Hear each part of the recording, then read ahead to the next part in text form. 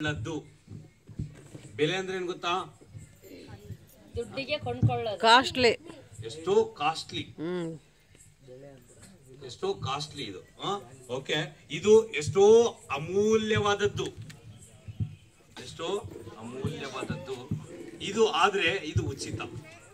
ಈಗ ಒಂದು ಜಸ್ಟ್ ಒಂದು ವಜ್ರ ತಗೊಳ್ರಿ, ಇಲ್ಲ ಒಂದು ಬಂಗಾರ ತಗೊಳ್ರಿ, ಬೆಳ್ಳಿ ಬಂಗಾರ ಅದು ಎಷ್ಟೋ ಬೆಲೆ ಉಳ್ಳದ್ದು, ಎಷ್ಟೋ ಅಮೂಲ್ಯವಾದದ್ದು. ಆದ್ರೆ ಯಾರಾದ್ರೂ ಉಚಿತ ಕೊಡ್ತಾರ? ಬೆಳ್ಳಿ ಬಂಗಾರ ಯಾರು ಉಚಿತವಾಗಿ ಕೊಡ್ತಾರ? ಇದು ಅದಕ್ಕಿಂತಲೂ ಶ್ರೇಷ್ಠ, ಇದು ಅದಕ್ಕಿಂತಲೂ ಶ್ರೇಷ್ಠವಾದದ್ದು, ಅದಕ್ಕಿಂತಲೂ ಅಮೂಲ್ಯವಾದದ್ದು. ಆದ್ರೆ ಇದು ಉಚಿತ.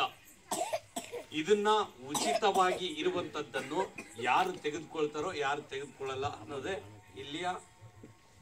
ಇಲ್ಲಿಯ ಇದು ಪಾತ್ರ. ಇದೊಂದು ನಾಟಕ ಇರುತ್ತೆ. ಇದರಲ್ಲಿ ನಾನು ಒಬ್ಬ ಸೈತಾನ್. ಯಾರು ನಾನು? ನನ್ನ ಹೆಂಗ್ ಗೊತ್ತಾ? ನನ್ನ ಬುದ್ಧಿ ಕೆಡಿಸೋದು. ಯಾರಾದ್ರೂ ತಗೊಳಕ್ ಬರ್ತಾರೆ, ಯಾರಾದ್ರೂ ಒಳ್ಳೇದಾಗ್ತದೆ ಅವರಿಗೆ ಅಂದ್ರೆ ನಾನು ಕೆಡಿಸೋದೇ ನನ್ನ ಬುದ್ಧಿ. ಪಾಪ ಇಲ್ಲಿ ಒಂದು ಗೊಂಬೆ ಇದೆ, ಜಸ್ಟ್ ಒಂದು ಗೊಂಬೆ. ಆ ಗೊಂಬೆಗೆ ಆಸೆ ಏನು? ಅಯ್ಯೋ ಇದನ್ನ ಯಾರಾದ್ರೂ ಹಿಡ್ಕೊಂಡ್ರೆ ಅವ್ರ ಜೀವನ ಒಳ್ಳೆ ರೀತಿಯಾಗಿ ಸಾಕ್ತದೆ, ಅಯ್ಯೋ ಅವ್ರಿಗೆ ಒಳ್ಳೆ ರೀತಿಯಾದಂತಹ ಭವಿಷ್ಯತ್ತು ಸಿಗ್ತದೆ, ಅಯ್ಯೋ ಅವರ ಜೀವಿತವೇ ಬದಲಾಗ್ತದೆ, ಅವರ ಕುಟುಂಬ ಚೆನ್ನಾಗಿರ್ಬೇಕು ಅಂತೇಳಿ ಒಂದು ಗೊಂಬೆ, ಜೀವ ಇರದಂತ ಒಂದು ಗೊಂಬೆ ಆತರಿಸ್ತಾ ಇದೆ. ಏನಂತ?